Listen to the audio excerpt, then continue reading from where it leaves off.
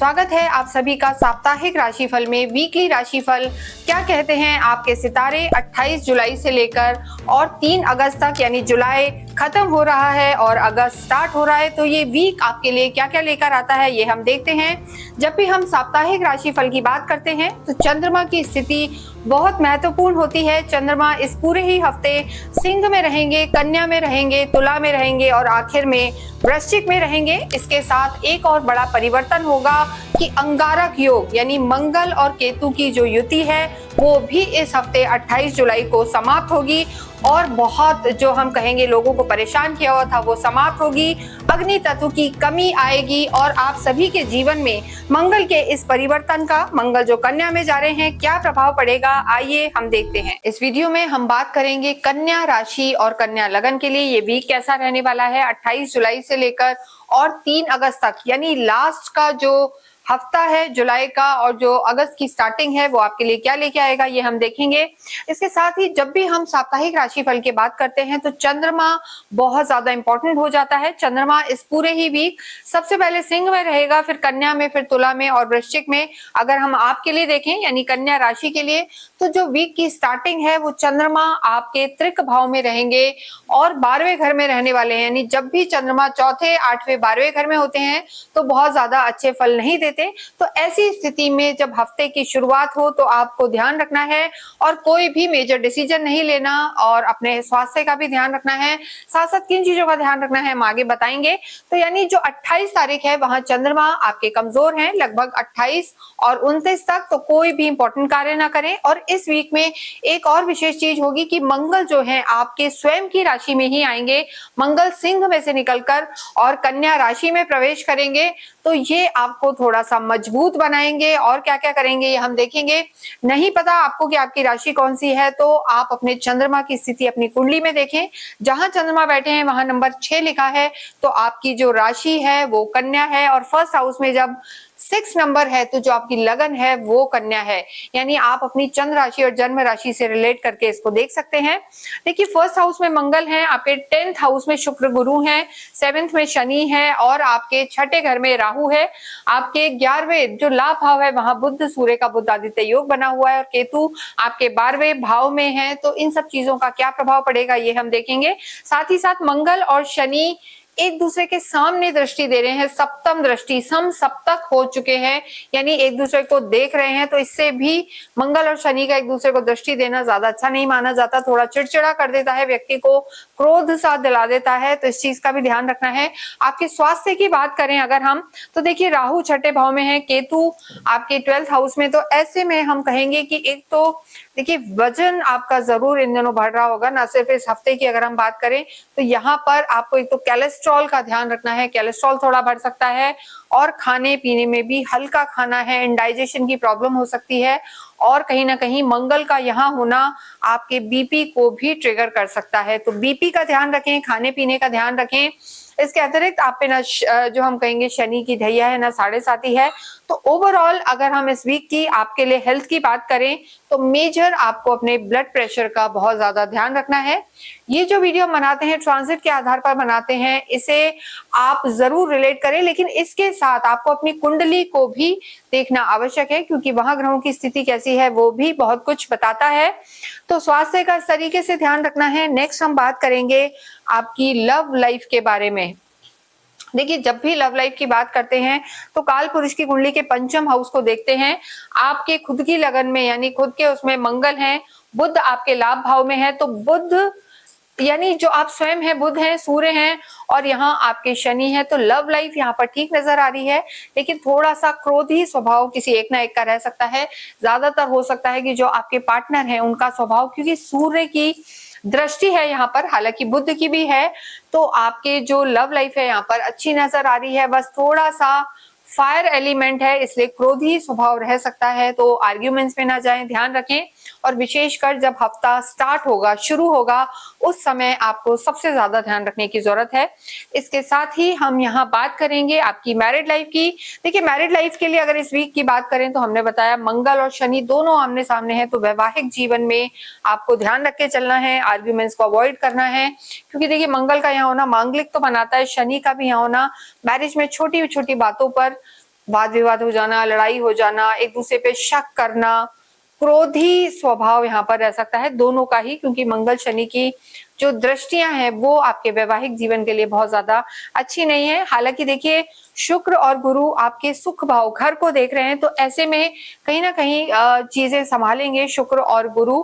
जो लक्ष्मी कुबेर योग बना हुआ है वो मंगल शनि हो चाहे बुध शनि जो हमने कहा वक्रीय हो रखे हैं, उन दोनों की जो नेगेटिविटी है उसको ये योग यहाँ पर कम करेगा। फिर भी आपको तालमेल बिठाने की जरूरत है, धैर्य रखने की जरूरत है और किसी तीसरे व्यक्ति के कहने में नहीं आना, इस चीज का भी आपको बहुत ज्यादा ध्यान रखना है। स्पेशली जब ये वीक स्टार्ट होगा 28 और 29 जुलाई को, आप विशेष ध्यान दें अपनी मैरिड लाइफ पे और आर्गुमेंट्स को अवॉइड करें, उसके बाद आपकी चीजें ठीक हैं। कर्म क्षेत्र की बात करें तो शुक्र और गुरु आपके कर्म क्षेत्र में मौजूद हैं, 10th हाउस में मौजूद हैं। यहाँ स्थितियां आपके लिए बेहतर हैं, क्योंकि देखिए यहाँ कहीं ना कहीं आपकी जो स्किल डेवलप होंगी, पहली चीज मैनेजमेंट आपका अच्छा होगा और यहाँ पर कहीं ना कहीं सरकारी महकमे से भी आपको फायदा हो सकता है। बुध आदित्य योग बना हुआ है, आपके जो कर्म क्षेत्र के लॉर्ड हैं वही सूर्य हैं और सूर्य इस समय आपके लाभ भाव में बैठे हुए हैं, तो सूर्य का यहाँ होना आपके लिए बहुत लाभकारी होगा, मनोकामनाएं पूरी कराने वाला होगा। सरकारी अगर कोई काम रुके हुए हैं तो वो भी पूरे होंगे। ये वीक आपके लिए वर्क प्लेस पर अच्छा नजर आ रहा है, लेकिन जैसा हमने बताया शुरू में यानी 28 और 29 तारीख को कोई भी मेजर डिसीजन नहीं लेना है, बड़ा डिसीजन नहीं लेना है। पैसे के लेन देन को भी थोड़ा सा ध्यान से करना है, उधारियों के चक्रों में नहीं पड़ना, ये आपके लिए जरूरी है। देखिए धन भाव के स्वामी आपके शुक्र हैं और जो आपके कर्म में ही बैठे हैं, अपने मिथुन के जो हम कहेंगे मिथुन राशि में बैठे हैं, तो ऐसे में लग्जरी यहाँ पर जरूर बढ़ती हुई नजर आ रही है। लग्जरी बढ़ेगी, सुख सुविधा बढ़ेगी, घर में आपको लाभ के भी योग बनेंगे, क्योंकि ये जो शुक्र और गुरु की युति है ये आपको डेफिनेटली लाभ दिलाने वाली होगी। इसके बाद हम नेक्स्ट बात करते हैं आपके जो विद्यार्थी हैं। देखिए विद्यार्थियों से भी पहले जैसा हमने आपको कर्म बताया, एक और चीज हम नौकरी वालों के लिए कहेंगे कि जो लोग जॉब में हैं उनके लिए भी यहाँ प्रमोशन के चांसेस हैं और उन्हें कोई जो कहते हैं ना इंसेंटिव्स, टारगेट, ये सब से भी इन्हें यहाँ पर फायदा हो सकता है। कहीं ना कहीं मॉनेटरी गेन्स आपके यहाँ पर नजर आ रहे हैं, क्योंकि शनि भी आपके कर्म क्षेत्र में ही है, जो अलायंसेस का हाउस होता है, तो किसी का सपोर्ट भी या आपके मेंटोर का सपोर्ट, अपने सीनियर्स का सपोर्ट भी आपको इस वीक में मिल सकता है। विद्यार्थियों की स्थिति भी अच्छी है, शनि लॉर्ड है, शनि इस समय गुरु के साथ बैठे हुए हैं, तो टेक्निकल एजुकेशन, इंजीनियरिंग और ये जितने भी विद्यार्थी ये सब काम कर रहे हैं वहां लाभ होगा। सूर्य की दृष्टि जो बुद्धि और विवेक के ज्ञान के देवता हैं उनकी दृष्टि पंचम पर है, हालांकि शनि का घर है लेकिन काफी फोकस्ड रहेंगे और गवर्नमेंट के एग्जाम किसी भी चीज की तैयारी कर रहे हैं तो वहां फायदा होगा। और देखिए जो आपके सूर्य हैं वो इस समय आपके कर्म क्षेत्र के, तो देखिए हम ये कहेंगे लाभ में बैठे हुए हैं, तो विदेशों में जो विद्यार्थी जाके पढ़ना चाहते हैं, 12वें घर के स्वामी हैं, 12वां घर 12th हाउस इस समय एक्टिव है, तो वहां भी आप जाके पढ़ सकते हैं, डिस्टेंस एजुकेशन से फायदा है। तो ओवरऑल मिथुन कन्या राशि है उनके लिए हम कहना चाहेंगे, कन्या राशि और कन्या लगन के लिए यहाँ पर फायदा होता हुआ विद्यार्थियों के लिए लग रहा है। भाग्येश की अगर हम बात करें तो भाग्येश आपके शुक्र है। देखिए जो कन्या राशि है उनके लिए शुक्र इस समय बहुत ज्यादा इंपॉर्टेंट है, धन भाव का स्वामी है, भाग्येश है और आपके लिए योग कारक है कन्या के लिए शुक्र, क्योंकि जो आपके लॉर्ड हैं बुध उनका परम मित्र है और शनि की स्थिति भी अच्छी है, तो बुध शुक्र शनि ये तीनों ही आपको यहाँ पर लाभ दिलाने वाले होंगे। आध्यात्मिक आप रहेंगे, लेकिन आपके यहाँ पर जरूर घर में गुरु की दृष्टि है, खुद के ही घर में, तो सुख यहाँ पर बढ़ता हुआ, घर में धार्मिक आयोजन होते हुए और जो अननेसेसरी का हम कहेंगे टेंशन चल रहा था वो भी यहाँ पर रिलीज होगा। जो आपके पार्टनर हैं, जो आपकी लव लाइफ है वो आपके लिए यहाँ पर सपोर्टिव नजर आ रही है। देखिए भाग्य भी प्रबल होगा, रिलेटिव भी, स्पेशली वो जहां से अपन कहते हैं ना कि कई बार उम्मीद नहीं करते, लव लाइफ यहाँ पर आपको सपोर्ट करती हुई नजर आ रही है। तो इस हिसाब से हम देखते हैं आध्यात्मिक आप रहेंगे, घर में धार्मिक आयोजन होंगे और भाग्य भी यहाँ पर आपका साथ देता हुआ नजर आ रहा है। पूरा ही हफ्ता अगर हम कन्या राशि, कन्या लगन के लिए देखते हैं तो ये वीक आपके लिए अच्छा रहने वाला है, घर में सुख सुविधा बढ़ेगी और बुध आदित्य योग आपके लिए लाभकारी होगा। किसी भी तरीके की कोई परेशानी आपको आती है तो आपके लॉर्ड हैं बुध, आपको अवश्य ही बुध से रिलेटेड गणेश जी के आशीर्वाद आपको प्राप्त हो, इसलिए आपको गणेश रुद्राक्ष धारण करना चाहिए। गणेश रुद्राक्ष पहनना आपके लिए काफी लाभकारी होगा और गणेश रुद्राक्ष आप चाहें तो हमसे भी मंगा सकते हैं। नीचे नंबर्स दिए हुए हैं, यहाँ आपको पूरी तरीके से ऑथेंटिक मिलेगा, क्योंकि बुध आपके लॉर्ड हैं और गणपति आपके देवता हैं, तो उन्हें अपने पास धारण करना या अपने घर के मंदिर में बिठाना आपके लिए काफी लाभकारी होगा। उनके आशीर्वाद आपको मिलते रहेंगे।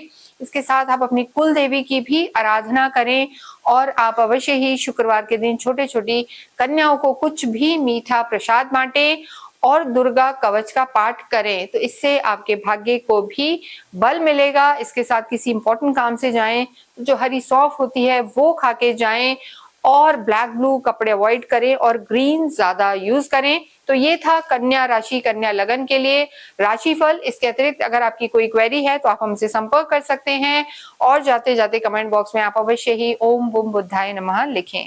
Thank you.